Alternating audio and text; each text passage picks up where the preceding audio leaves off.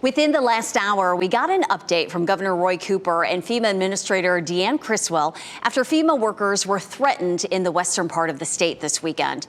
Both laid the blame for that threat squarely on misinformation. WRAL's Eric Miller was there and joins us live from the Emergency Operations Center. Eric, are officials aware of any other threats to FEMA workers? Renee, both the governor and FEMA administrator said there was only one threat that was specific enough and credible enough to result in a pause in operations. That, of course, was that threat in Rutherford County over the weekend. This man, 44-year-old William Parsons, is facing charges in that case. The sheriff's office there saying he threatened FEMA workers in the Lake Lure and Chimney Rock areas while armed. However, both the governor and FEMA administrator said misinformation swirling out there, especially on the internet, can and does have a chilling effect on how many people apply for aid and does put people at risk. Governor Cooper said law enforcement is stepping up in response.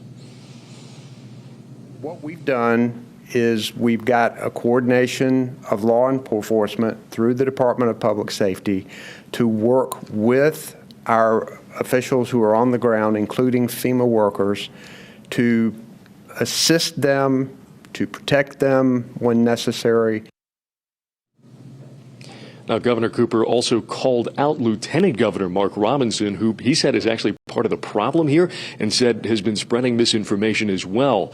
Now, all FEMA field operations at this point have returned to normal, with inspectors back out going door to door as soon as yesterday afternoon. FEMA Administrator Deanne Criswell said she herself has been out there in the field and plans to go back despite this threat. In Raleigh, Eric Miller, WRAL News. And back here in the WRAL Live Center with restoration efforts ongoing in the western part of our state, this is a bit of bright news. The North Carolina Forest Service has teamed up with McDowell County Emergency Services to install footbridges, build and install these footbridges to people's homes. As you can see, a lot of damage from Helene, and they posted this to their website, their Facebook page, I should say, of teams actually building bridges across waterways so residents can use these bridges in the meantime until a more permanent solution is put into place. They say these donations came from Duke Energy and Lowe's Home Improvement.